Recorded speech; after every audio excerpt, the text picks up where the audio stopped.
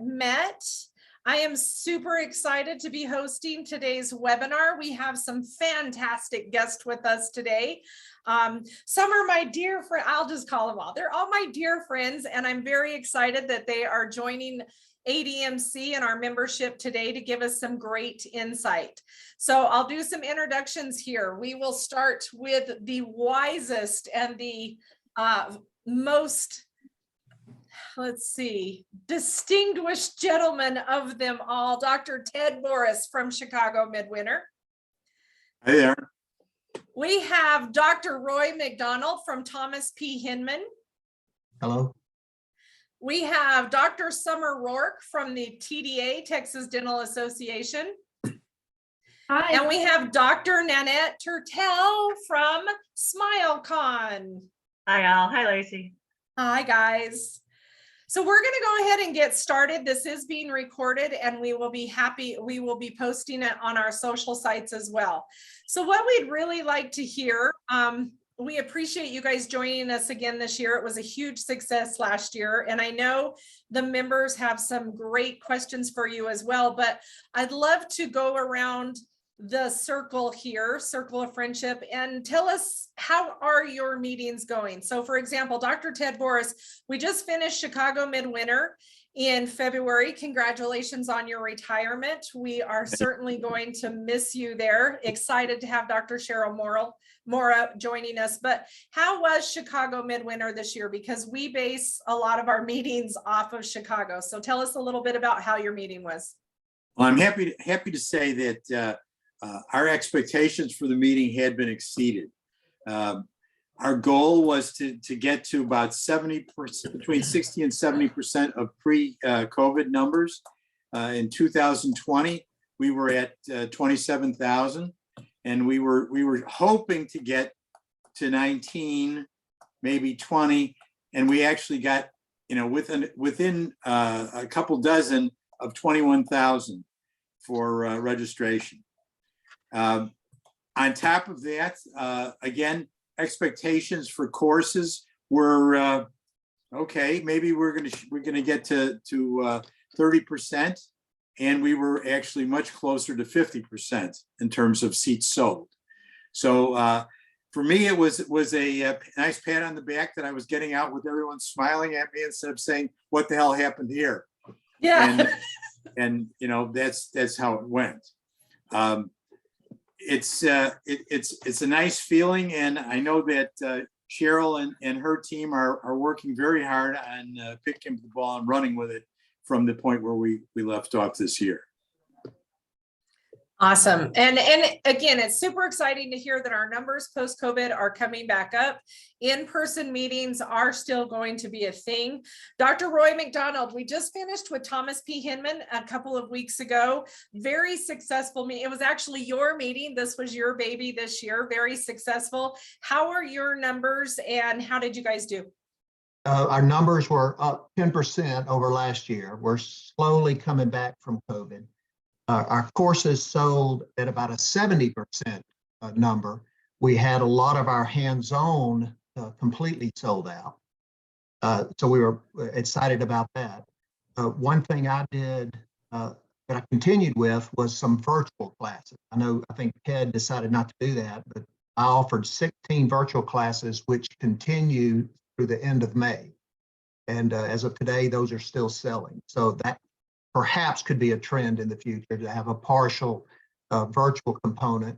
Sometimes the virtual component could be a precursor to some of the in-person classes.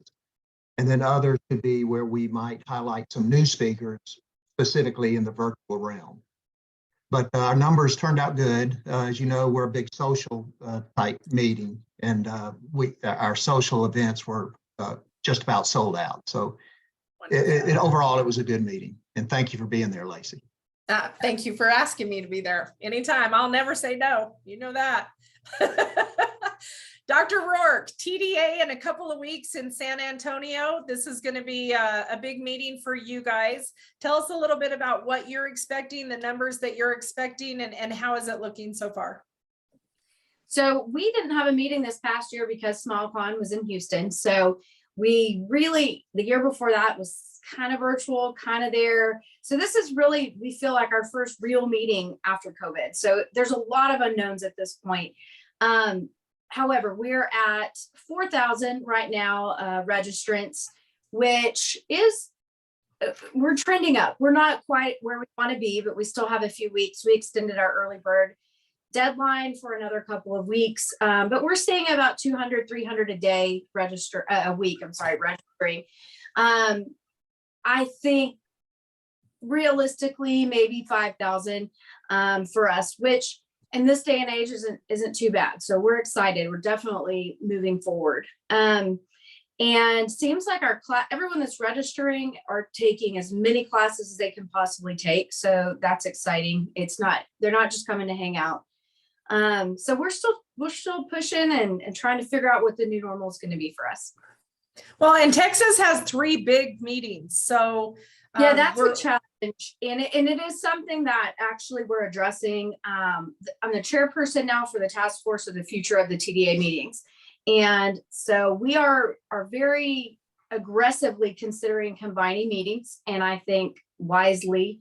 It's going to be a slow process. You book out many years in advance. We book out hotels many years in advance, et cetera. But I think Houston is really on board with considering that in the near future. And then we'll see what happens from there if we're going to end up with one. But we've been saying for years that it would be very wise for you guys, for our attendees and our exhibitors to choose one big meeting instead of have to choose from 3. So you said something, you mentioned something in there that I would love for our members to kind of take notice of. Because this is important stuff for us as speakers and attendees. Summer, would you give us your new role and your title with Texas Dental Meetings one more time? So I'm the chairman of the task force for the future of the Texas Dental Association meetings, plural. So you maybe take ideas or you receive feedback of what people want to hear and what speakers want to present, and ideas of future meetings. Would that be a okay assessment? Most definitely. And when you're ready for it, I do have some changes that we have made for the future and things that you might be interested in.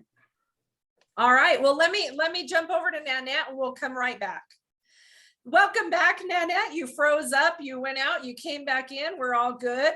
So SmileCon, tell us, so SmileCon has changed a little bit. Was the ADA big meeting? Now we're doing a SmileCon. Could you give us, and by the way, you're muted. So could you give us a brief, what's the difference and what can we expect?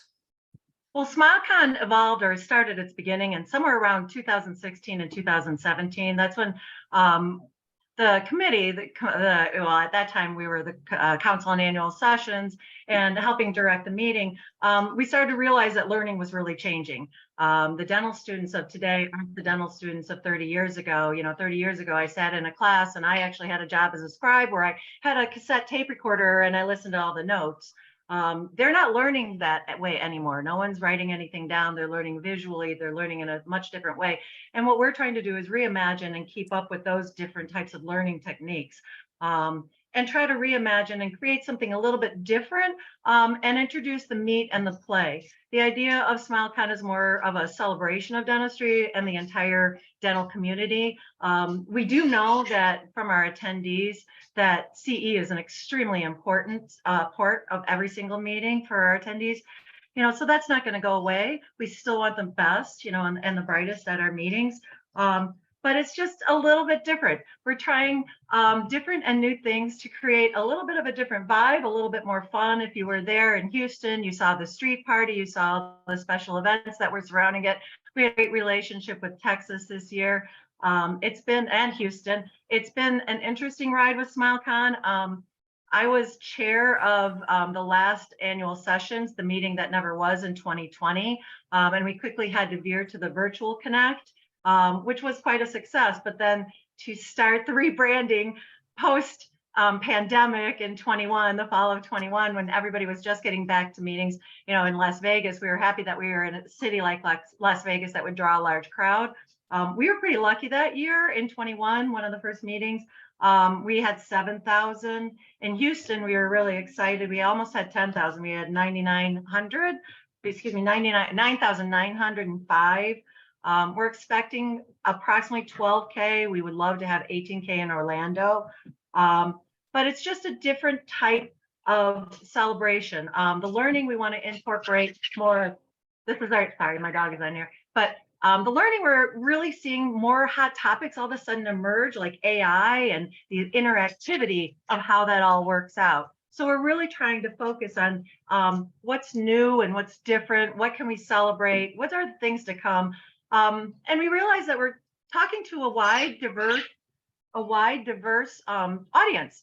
You know, we have the boomers that are used to the conventional meeting, the millennials that have learned a completely different way than the boomers. And then you have Gen X's like me that are like trying to find our way. And we're like, hey, where do we fit in? But now we're introducing the Z's that have an entirely different learning pattern. So it's just trying to capture unique events and unique learning patterns for each of these environments. And it's a challenge. It really is a challenge for not only the meeting planning group, but you speakers as well. How do you get that interactivity? How do you draw that crowd in? And so we're trying to figure out different ways to help and assist our speakers to create just a more interesting, immersive environment for learning. I love that you're talking about how people learn now, because it's certainly something that we have been discussing. It's something that we have been discussing certainly within our membership. Just for an example, the 3-hour courses. And, you know, it's certainly, as most of us on this right now, we're all speakers. We could probably talk for hours, maybe even days. And I would be willing to admit, people have said I even talk in my sleep, but keeping somebody's attention for 3 hours at a time can not only be difficult for us, but it's super difficult for our attendees as well, because statistics just show people don't learn. They don't learn as much in 3 hours as they might in a shorter amount of time. And for the most part, I've seen almost every single meeting changing changing their course times and to match the way people learn now. So I'm super excited to hear that you guys are picking up on that and making those changes as well. It's interesting because what Roy said earlier, you know, we started the Bridge to SmileCon. SmileCon is a year-round learning experience. We want to go 365 days a year and keep all dentists, all team engaged with the learning experience in dentistry. And so we've already begun with our Bridge to SmileCon, which are free. They're courses that are free to members and non-members and all team. CE is, you know, 1 hour free CE, one a month. And this will lead into, and every course that is presented this summer, every single speaker will be live and in person at SmileCon. So it's a different way of doing blended learning. We're experimenting with continuation courses to see the interest on that. But some people can't travel to meetings, but yet they want to be involved in a large meeting. So this is a way to reach out and get to more dentists, more staff, more team. Awesome. So I have one more pointed question about meetings for all 4 of you. And then I know we've got some good questions that we want to dig deep into. How do we get a hold of you guys? But before we do that, what is new? What is trending in education? What's trending in CEs? What's trending in interest? What do people want? Of course, there are the traditional CEs that licensed professionals need to have in order to continue to practice, but there are other things outside of the clinical, the hands-on, like Dr. Boris, Dr. McDonald, Dr. Rourke, and Dr. Nanette. What are you guys seeing as far as interest goes? And is there a trend that we as speakers should be looking for to make sure we meet your needs in your meetings? Dr. Boris, we'll start with you. Sorry, Dr. Roy. That's a tough question, Lacey, because I can tell you that at our meeting this past year, there were courses that I thought when we scheduled them were a lead pipe cinch to score big, and they fizzled. And it was with very experienced speakers. And when I read the topics and their descriptions, I thought this is going to be a great course. I mean, even on the clinical side, we're seeing, the taste for things changing. In our meeting, what we're seeing is there's a much bigger demand for hands-on courses. And, we're gonna continue to work at, developing those. The truth is that just because you're a speaker, you can't, doesn't mean you're gonna be good at hands-on. Well, so question with the term hands-on. I think a lot of people tend to think that's clinical only, that hands-on might be learning how a better prep or learning a better impression for dental assistants. But are you seeing hands-on courses with auxiliary team members as well?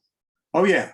I mean, I think about a third of our workshops were aimed at auxiliaries this past year. And I think that's a trend that we're going to continue because, obviously we have a large contingent. We want the auxiliaries at the meeting. And if you're not presenting anything that's aimed at auxiliaries, they're not going to be there. And it has to be worthwhile for the doctor who's paying the tow to put them there. So it's got to be something that he can say, well, by taking this course, hopefully they're expanding their abilities to make my practice better. And so. Thank you. Dr. Roy? I'll echo everything Ted said.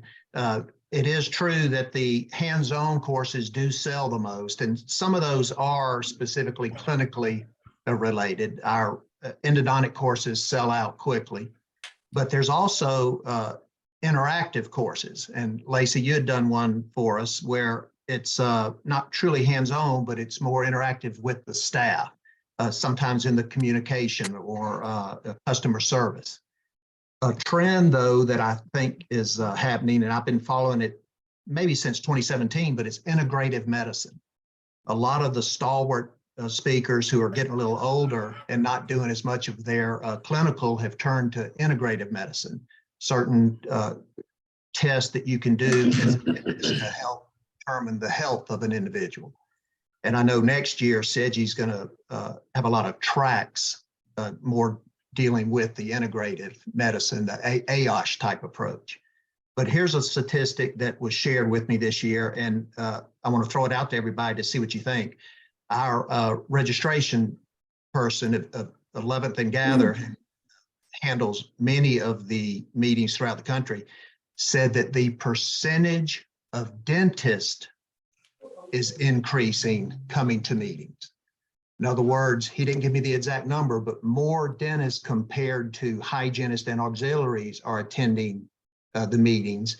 And so we scrutinized ourselves and wondered, did we not have enough courses for hygienists and assistants? But we felt we did, so I contributed it to probably the economy. Dentists may not want to spend the money to bring their staff. But he said that trend was happening even pre-pandemic. And throughout, I think he does 11 meetings throughout the country, and that percentage is evident in all of those. So that's something that, putting on a meeting, you need to decide if your courses are too weighted toward the dentist or whether it's an economic factor as to why we're not getting as many hygienists and office staff. Interesting. Thank you. Thank you for this statistic. Dr. Rourke, what trends are you seeing? Interest in different topics? So this is totally different than what you guys are saying, and this may not be at all what you are even asking, but what came to mind when you asked that question is we are starting to focus, we're starting to look into focusing some courses on passive income for dentists. So I think a lot of dentists are starting to feel, especially I think a different newer generation of dentists, they don't want to do what my dad did and sit in this chair every day for 45 years. And so they're starting to have interest in real estate, and they're starting to have interest in, owning other businesses and things like that. And so I think the Texas Dental Association and our for-profit arm is starting to look at what are the topics that are going to be interesting to dentists to learn about that are a little bit outside the dental realm or are within the dental realm, but things that they can invest in. I know some friends of mine have started doing some well, some transition companies and things like that, but also some instruments, some things with instruments, and just finding other ways to get involved in dentistry that are not sitting in a dental chair. And I think that could be interesting for even kind of your aspect of what you guys do, because you're not looking at how to teach to the clinical. You don't, that's not your thing. And it's, and you're also helping us look at numbers and productivity and our spending and things like that. So I think that's definitely something to consider, that people are just wanting to change the way they practice and change the way they have income. And so that's something I think is really interesting. I love that. And you are definitely speaking to the right group right now. We have 22 participants on this call, and I can think of 18 of them, that's excluding the 4 of you, that could be a very interesting concept for. Well, and you guys, I think too, maybe target the auxiliary more as far as who signs up for your courses. There may be a dentistry in there, but that's a way that you can have courses that are going to be interesting to the dentist, and maybe not even where the staff want to or need to go. That doesn't have anything to do with them, and kind of change your focus or your audience. Wonderful. Thank you for that. I appreciate it. Dr. Nanette, what are you seeing? We kind of talked about that a little bit. You're certainly finding things and implementing things with SmileCon. Is there a certain topic or interest that you see coming back time and time again? Time and time again. I mean, the basic science courses will always be time and time again. What I'm dealing with right now is, you want to know what the hottest topic right now that I'm dealing with is the DEA regulations that just came out, and having all the dentists figure out how they're going to piece together that course. That's one thing that, this group doesn't have much to deal with, but it's a regulatory course. And so we're jumping on that right away. But the biggest thing that everybody seems to be talking about is augmented, intelligence. It's infiltrating everything, how we practice. It's infiltrating our practice management software. It's infiltrating everything. And there's such a huge demand and interest for learning in this area. So we're really trying to see how this AI business works into every facet of the dental office, and providing information not only to the docs, but also to the front desk and teams, the assistants, because it's going to happen no matter what we do. This technology is only going to advance. The other thing that we see, the hands-on, creative hands-on, science hands-on will always be there. Creative hands-on, we're exploring, social media hands-on, front desk hands-on, coding hands-on, anything that you can utilize. People are craving to sit down with someone in a smaller environment and learn from your brain. They want to know what you have, but they want that closer contact. And I don't know if this is a post-COVID thing or we've been on too many Zoom meetings, but they really want that one-on-one or 20-on-1 rather than the 400 lectures. So yeah, same thing that Summer, Ted, and Roy said, the hands-on courses sell out. So we're exploring different ways to create different hands-on, not just for dentists, but again, for advanced qualified personnel, hygienists, and the front desk. The big question, and I appreciate what Roy said, because we struggle with this too. We're seeing dentists, the percentage of dentists increase, but not teams. Along with the increase. And I'm glad to hear that myself, because we've been starting this going, are we offering enough? Are we not offering enough? Is it post-COVID? Is it traditionally people can't travel in school time? We're not really sure. So that's why we're taking the best option for us and challenging our speakers to create the most unique environment, to really create something that will bond that person, that attendee, to that speaker, that they can take something home with. So would it be fair to say that for those of us here that are also practice management consultants or work with teams a lot, that we should also start developing more content for dentists? I would say start more content for dentists. I would start saying be creative, and think about how you can move your lecture into the hands-on space. What kind of value add can you create in an office manual? What kind of value add could I send my team, my front desk team, that they can walk away with something tangible? People love to take away things. We all know about the courses where the samples fly and everything like that. People love to take things away, but a creative hands-on course I was just on a call and people were talking about systems. One of the biggest things that teams are dealing with right now is following the systems when they join onto a team. If they have an older system, how to create or tweak the system with the doc. That's some really interesting levels of where you could work with, some type of hands-on. They'll never be, the larger lectures will never go away. But if you can torque what your lecture course is into something tangible that can be taken away, that would be a seller. The other thing I will tell you is the younger dentists are craving, I shouldn't say younger, the new graduates, the 10 and under, or even the 15 and under, are craving extended hands-on courses. They like going away and having 2 or 3 days of hands-on and immersive courses. And you'll see that trend pick up, especially I know that, Hinman worked with that this year with having a Pankey on site, which was really creative. So, those things are really quite in demand. And that's something that they don't teach in dental school. So if I were going to create a course right now in practice management, I probably would talk to a group of younger dentists to say, how can I create how are you going to run your business when you leave the situation to help you pay your bills? Where are you going to go? Or if you're in a situation, how do you implement your style in the practice management situation?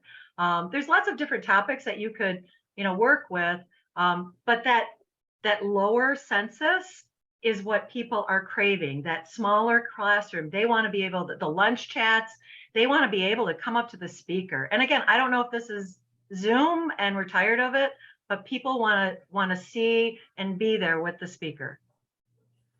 All right, we have one question from Lisa Copeland. I want to do that question, and then I want to move on to the nitty gritty that we're all dying to hear about. So the question is, what topics would appeal to all team audience? Customer service. Elevation of customer service. There you go. That's what every dentist wants in there. Every dentist wants the highest level. Every practice owner, every DSO wants the highest level of customer service. And I think you're already doing some of this, but also just the integration of how does the workflow go from front to back to the doctor to the hygienist back to the front? How does that handoff happen in detail? And Nanette was kind of discussing the hands-on aspect, and I'm going to kind of weave this into that. Small roundtable discussions, panels, things like that, but bringing in like these communication skills and saying, okay, here's a template for you, and this is kind of what you're going to say, and this is maybe the routing slip that's going to show you how to send it from A to Z, and then creating that hands-on manual or something written that they can take home and practice with. And I have to throw this in because I wanted to say it so bad. One of the things that we've talked about is doing that hands-on aspect, doing that sitting down roundtable, discuss with your team, with you at the course, and then saying, okay, now let's get on the webinar in 2 weeks and see if you've done what I've said. And then let's go a month later and say, okay, what questions do you have now that you've implemented this, which is kind of coaching, but you can do that, and we can charge more for that class. And so then it becomes something that is more valuable as a meeting planner. We can make more money from that and get longer engagement. That's fantastic. I love that. Hopefully everybody jotted that one down. That's fantastic. All right, now we're going to invade your personal space because we want to know, how do we get invited to your meeting the first time, and how do we get invited to your meetings time and time again? So let's go with the positive first. How do we reach out and touch you without you wanting to reach out and slap us?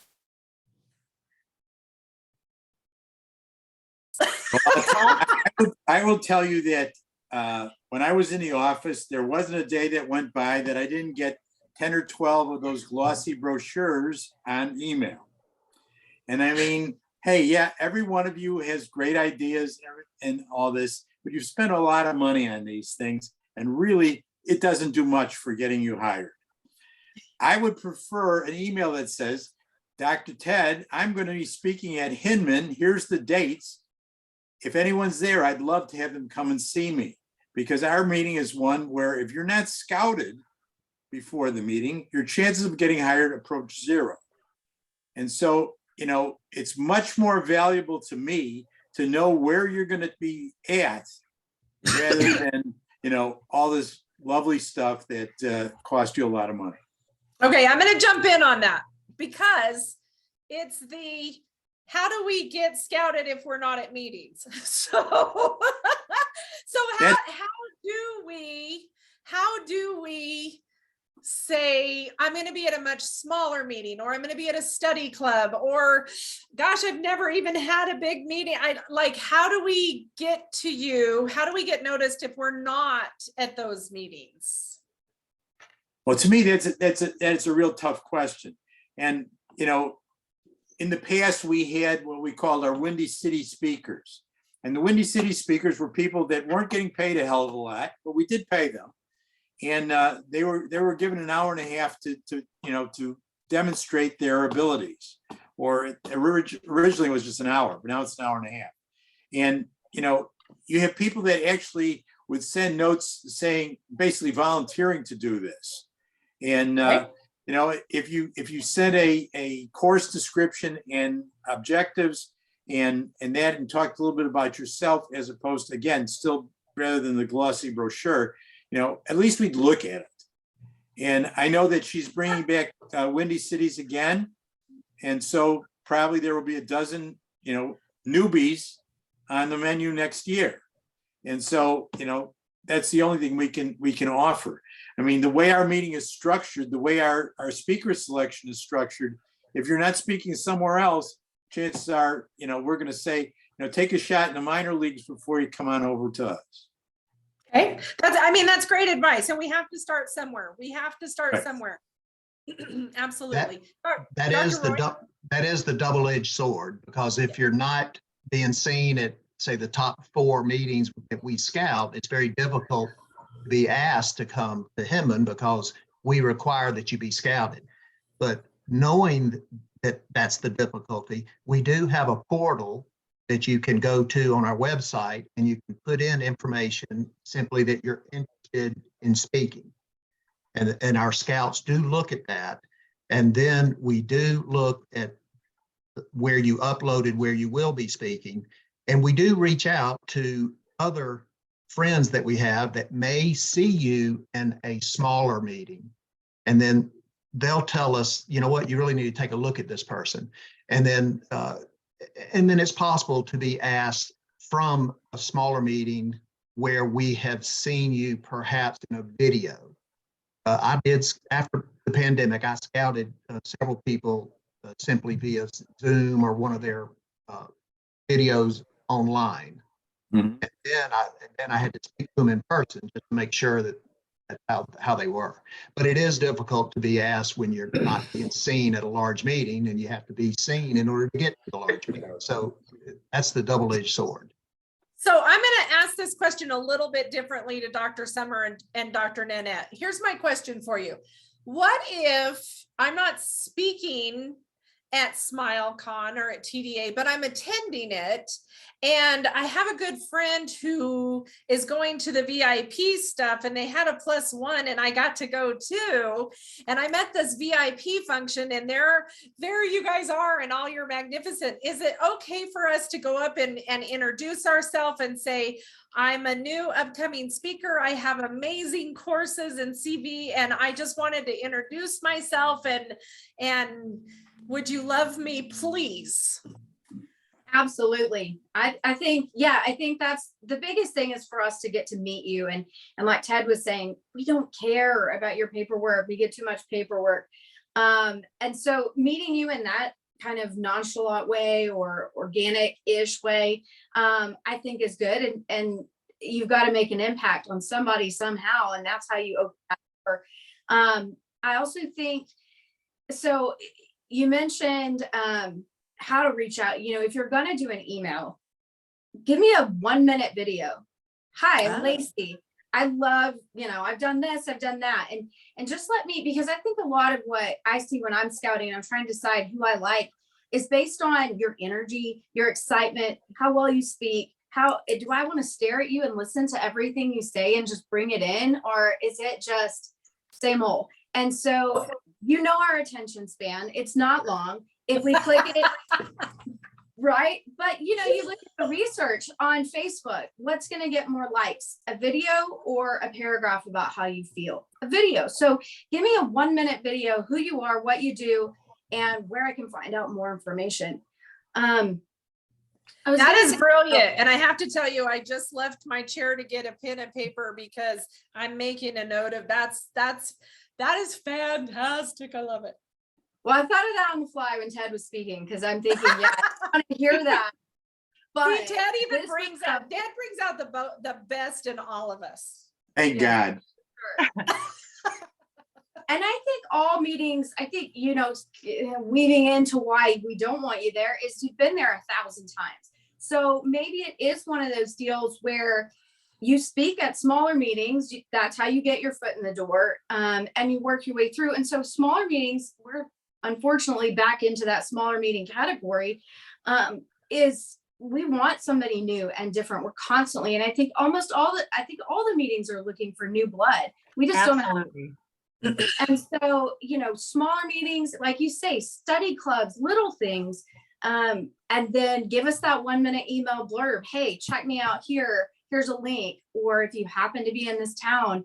And we're starting to send some of our scouts to smaller meetings because we're kind of going, we stopped going to New York years ago. It doesn't do anything for a meeting of our size.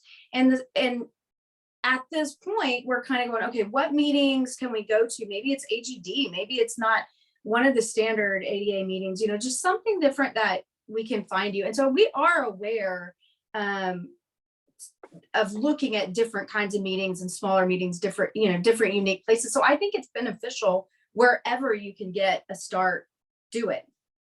Awesome. Dr. Nanette? I can't say much more than Ted and Rory and Summer said. The one thing that I will add is you can always reach out, just call. I mean, you're never gonna get the contact if you don't just ask. You might get a no, but you can keep asking and asking and asking. And that's what I always tell everybody, even in the fundraising world, just ask. The one thing that I do all the time is I do ask for videos. I ask for, do you have a YouTube link? Are you posting something on video? If you're interested, or if you're interested in speaking and you haven't been scouted, because we, like Ted and the Chicago Midwinter, if you haven't been scouted, we aren't that interested. But any way that we can scout you, and we got really creative during 2020 because there were a lot of people like you that were putting stuff out online. So it was a really great time to scout. I mean, I literally sat home and scouted videos all day long and joined all these classes. And I had my list for 21 already made out because of your community. You guys took advantage of the situation. But we did something unique and different this last year at SmileCon. We did an elevator pitch. The elevator pitch was to basically for a newer dentist to give their elevator pitch to say, hey, I'm here. This is why I need this job. This is why you need me in your office. This is everything that I am. I found 2 great speakers. 2 people walked in and said, hey, I'm a this speaker and I'm a that speaker. And I'd really like to, be at SmileCon. And just like Summer said, the energy and the presence and everything was like, wow, okay, I need to call these people because they're incredible. And to walk in cold into the elevator pitch booth and just say, hey, give me a job, Nan. I'm like, ooh, okay, I'll listen. The other thing to think about is your Instagram presence. We have a lot of people that, new speakers that aren't as seasoned, that have 40, 50, 60,000 followers on Instagram and post daily, like cases of the day. I've scouted a number of those people just because they're out there and they're willing to put their names out there. So I'd say increase your Instagram presence. Facebook is good. Insta seems to be the one that people are gravitating to with Reels. So I would definitely start thinking about Reels. That's a super easy way for me to scout you. Send me, DM me, or, say, hey, this is my Insta presence. Let me, look at you. I scroll through those like crazy and I stalk you people. I mean, honestly, I stalk your Instas all the time to see what you're posting, see what type of person you are, see what type of speaker you are in person. If you have a videotape posted, like let's say you're at a meeting, let's say you're at Chicago Midwinter, have your buddy take you, and post it on a reel. And I can see your presence. Just whatever you can do to self-promote and get your name out there. The one thing I have really put a lot of focus on this year And I've been scouting and I've been doing this stuff as long as Ted probably has. But diversity. I'm looking for, we have new to the podium also. It's kind of like the Windy City series. We do open abstracts. Anybody can apply. The committee vets those, and then we pick our top 8, 10, or 12, whatever we have space for. The winners are voted by the attendees, and the attendees basically pick who we're going to ask to return the following year to give a full slot. So that's one way I'd like to expand that. But I need to increase diversity. I've done a lot of work on trying to look for more unique profiles. Sometimes we gravitate towards people that we like. We need to be all inclusive. And that's one thing where I've really wanted to find those speakers that are those pearls that look like what dentistry are, the faces of dentistry today, and bring them up, give them a place, see what they can do. I feel as a meeting planner, that's one of my obligations. To not only my attendees, but to your world, the speaker world. I've been scouting for 30 years. I love to find that pearl. I love to find that, for lack of a better term, that kid in Toledo, Ohio, that you're like, this person could go someplace, and it's just really exciting when you've been in it as long as I am to watch people develop like that. So anything that highlights anything that's unique about you, unique about your speeches, yourself, your own person, your lifestyle. This podcasting and vlogging is getting huge. We did a really successful podcast area.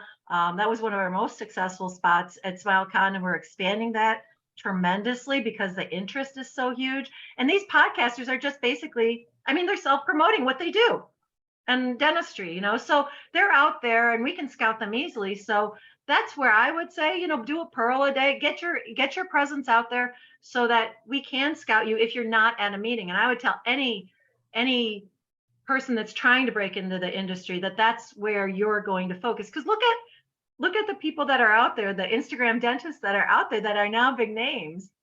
They created themselves. And this is a different generation. This isn't my generation. And I'm just like, oh my gosh, how did they do this? And I have 400 followers and I'm so excited. And then I see someone that's 10 years younger than me that has 40,000. And I'm like, okay, but that's an amazing venue and it's free if you do it properly. And that's really where I would say, put your little snippet out. Nanette's pearls of wisdom. I love it. I love it. All right. Here's the $50,000 question right here, guys. We know you guys talk. We know you get together with a splash of bourbon and a big ice cube, and we know you have notebooks and we know you have lists. So you have the good, the bad, and the ugly. How do we never get on the bad and the ugly list? What are the things? Obviously we need to behave ourselves, right? But tell us, Ted, I know you have a secret notebook. We all know you have a secret notebook. I have a list and it's called Never Again on a Bet. And fortunately, no, I don't think anybody who's here is on that list, but it's, there are many things that are involved in being a meeting planner, and just selecting people to do these jobs is the easiest one. The logistics of setting up the meeting and the need to have certain things completed on time is very difficult. And unfortunately, a great number of speakers don't get the idea that timeliness is important. And we all have deadlines, and most of our deadlines are set by the publishing angles of meetings. And if people are not going to cooperate, they're going to find a very short career. And I will tell you that other meetings have called me about this person or that person, and I'll be honest and I'll say, well, they never got their work in on time. And that pretty much cinches it. That's like saying she didn't give me 2 weeks notice. Are you going to hire this person? Probably not. The big thing right now, and I'm going to be brutally honest here, is that even meetings that had deep pockets in the past don't have such deep pockets anymore. And when I have a person that I don't know, a hygiene speaker or a practice management speaker tell me that they're worth $10,000 for a day of giving 2 lectures. I said, well, that's very nice. I hope you get it somewhere, but you're not going to get it from me. And, you have to realize that the knife that's being shoved in my back is, return on investment.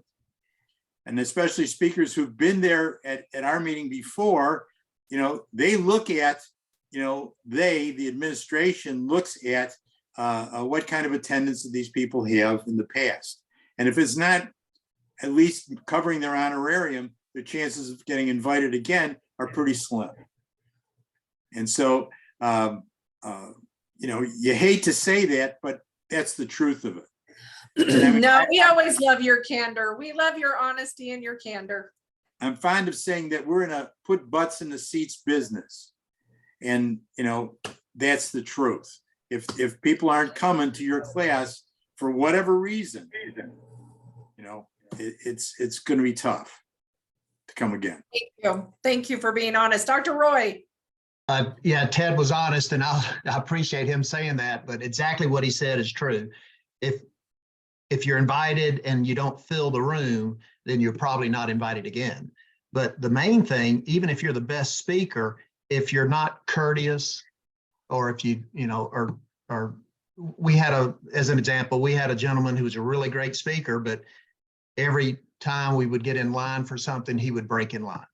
He would jump in front of all the lines, and that's just, not the proper way to act. So he was never asked again.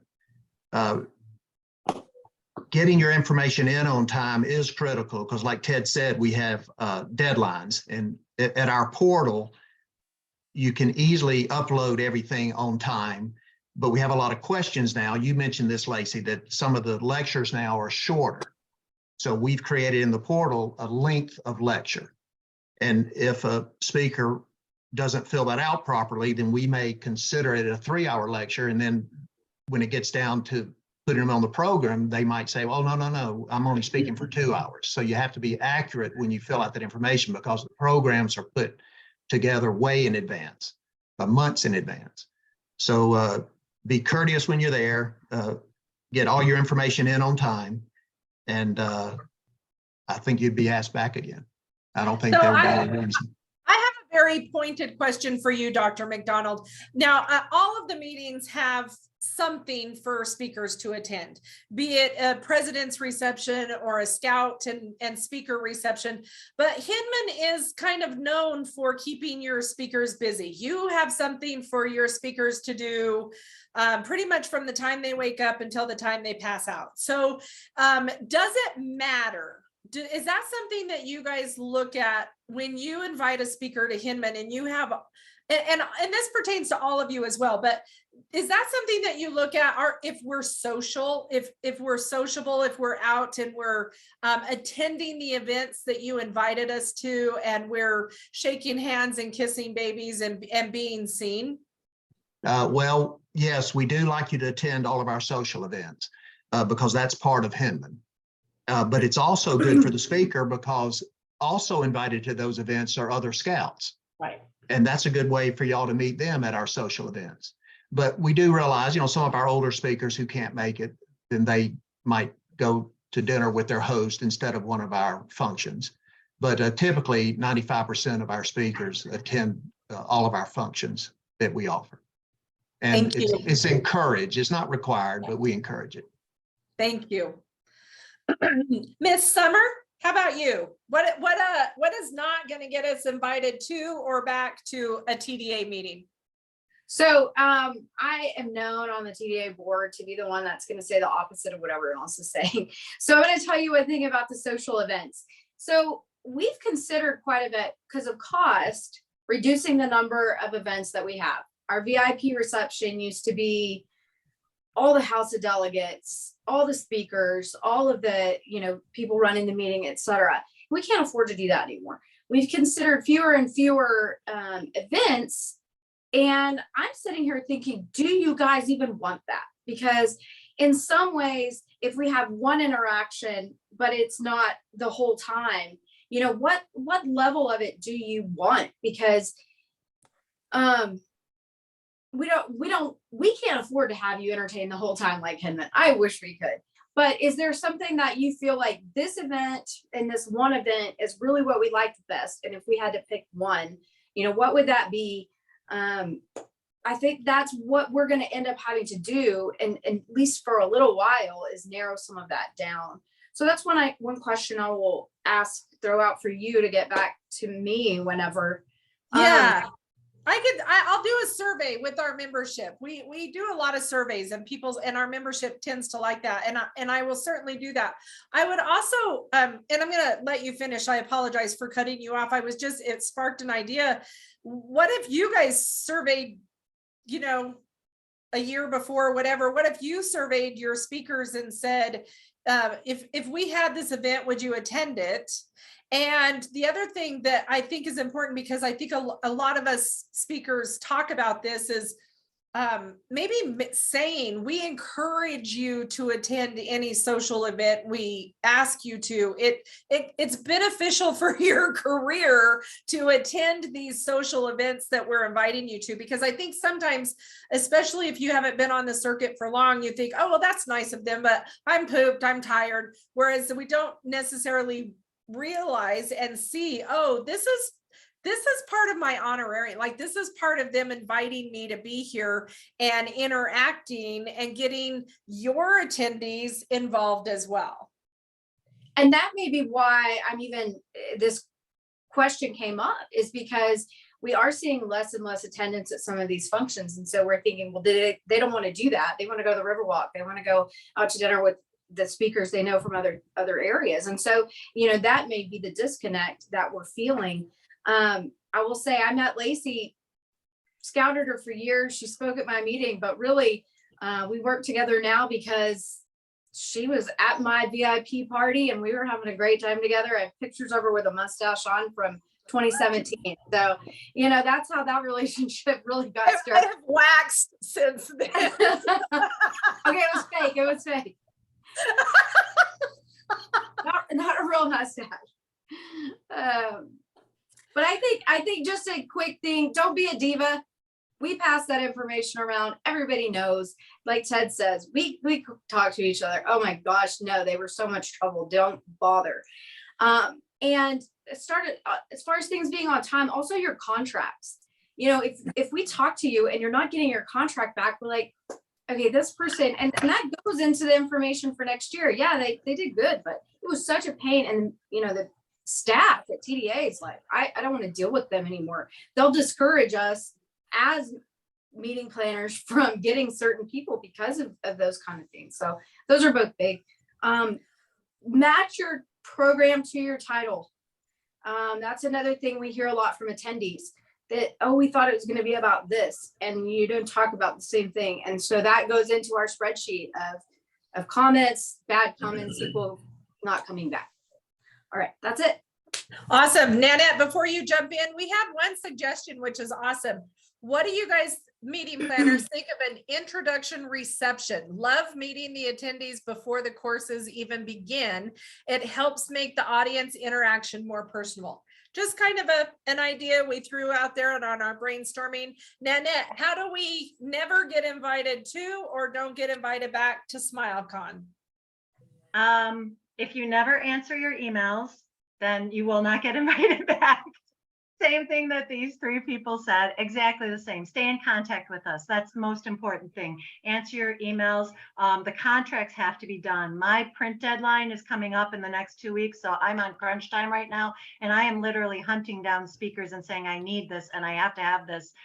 It's not fun to do because you know that you're interrupting someone else's day and they're like, oh my gosh, I forgot and I have to do this. So, it's just as a pressure situation. So be prepared and answer those emails. The other thing, if something comes up, like let's say your daughter is in homecoming, which happened to us, and you want to escort her down, please let us know as soon as possible if we need to make arrangements on changing schedules, because it's really hard. Like I think Ted said, putting together a program is like putting a puzzle pieces together that you have no idea what the shape of them are. And then someone changes the shape of them all 1 week before your meeting. So anything, any issue that you have, flight arrangements, anything, the sooner you let us know, it's easier for the meeting planners to adjust. Same thing goes with AV. Really think about what you need on AV, because the worst thing is to show up in a room and not have it set the way you want. And so specifically, we really try to make sure we follow every single detail of what those AV requests are. To kind of reiterate what Summer said on titles, yes, the titles need to match the description. I'm also of a feeling that there's there's different types of docs and staff that go to meetings. There are some that know the speakers, know who they want to connect with, and they will take that course regardless of what that speaker is. There are some that are going to read through and they're topic driven. And then there's a large majority that look at a title and go, oh, that sounds cool. Change those titles up, be creative, make them more to today's. There's some speakers out there that I've seen that have the same titles for the last 10, 15, 20 years, repetitively. That's not going to fly with a seasoned CE dentist like me. I'll be like, I don't want to take that course. And then to use Ted's term, we don't put butts in seats then. Someone's already seen that course, so it's like, I'm not going to go. Those are really the biggest things that, we really worry about, especially in everything that Roy and Ted and Summer said. And this is something that I would ask a question to you, because the parties came up. SmileCon kind of changed it, the way that the ADA does the speakers, because our feeling is to involve the speakers with the SmileCon Street Fest, with the big party at the end. We want the speakers to be available to be there with the attendees, because you are one of us. You're our family. So you are invited to the party. So we didn't want to separate the speakers off, because it's just a different thought process, that we want that connection. We want someone to say, hey, there's, Lacey Phillips, and I had a glass of wine with her, and oh my gosh, you wouldn't believe what, she said. Those are the types of things that what we scouts have enjoyed with the one-on-one receptions. We would like to offer that to our attendees, because the amount of information that we scouts glean from each one of you at every one of these meetings is just absolutely amazing. But why not pass it on to the attendees? So it's interesting, because a lot of people were like, oh, well, why didn't you have a separate reception? Well, we also have competition with the ICD and the ACD. So there's a lot of stuff going on. So we wanted our speakers to be involved, with what was going on, and enjoy the party, enjoy yourselves. The thing that we're experimenting this year, and this is another question I would love to raise to you and ask you to vote on it, because we asked a number of speakers in the big lunchroom, do you want people to come up to you? Do you want scouts to come up to you in the big lunchroom? Or do you want to sit and eat lunch? What I'm thinking about, what we've kind of decided and thinking about, is creating both atmospheres. We're going to create an atmosphere, which is the lunchroom, where all the speakers and scouts will be in there and you can enjoy your lunch. But we're going to create a private business setting too, where you can either say, if a scout comes up to you after a meeting and say, hey, can I, and you have that, 500 attendees asking you questions. Our feeling is that we would like the scout and the speaker to meet, but we want those attendees to enjoy the meeting too. So we'll make it easy for you and save you money. Kara said it perfectly. Lunch is overrated. Come talk to us. Here's the thing, Nanette. If you provide food for any of us, I'll speak for the group. If you provide food for us, we're going to be there. If you provide drinks for us, we're definitely going to be there. And if we don't want to talk to you, we don't go. So it's easier for us to just not go there and eat than it is for you guys to create a whole new situation. Come talk to us. Come. We love that. And listen, we have 2 minutes. I don't want to cut you off because this is so good, but we have 2 minutes. Here's what I'm going to ask. 2 sentences or less. What's your number one tidbit for us? Dr. Ted, go. Make your titles catchy. People need to be drawn into their programs. Love it. Dr. Roy, go. Well, after having the good titles and your ass, make sure you get all your information in on time. And your ass? Did you just say title in your ass? If you are asked to speak. Got you. I think I said a bad It word. was so unlike you to say something like that. It was like Ted would say it, but I didn't see you say it. Okay. No, Dr. ASK. Summer. I'm sorry. Dr. Summer. I think go into any meeting, smaller meetings. I think that's a great idea. Start anywhere you can, and be seen, and you'll work your way up. Love it. Nan. Get Two interact, sentences. get interactive with your attendees. You know, let them see you, let them be with you, let them enjoy what you have to give them. Get interactive with them. That's what I'm here to serve my attendees. I want my attendees to walk away from the meeting saying, wow, I had that opportunity to talk with such and such. Love it. Love it. Okay, listen. 60 minutes is not enough with this group. This is so fantastic. Maybe next year we do an hour and 15. We'll see. Dr. Ted Boris, Chicago Midwinter, Dr. Roy McDonald, Thomas P. Hinman, Dr. Summer Rourke from TDA in Texas, and Dr. Nanette Turtel from everywhere, but mostly SmileCom. Thank you guys so much for taking time out of your precious schedules and answering our crazy questions. We appreciate you guys very much. To the Thank you, Lacey. attendees, thank you guys very much for taking the time tonight. We appreciate you. We'll post this on our social sites. Thanks, guys.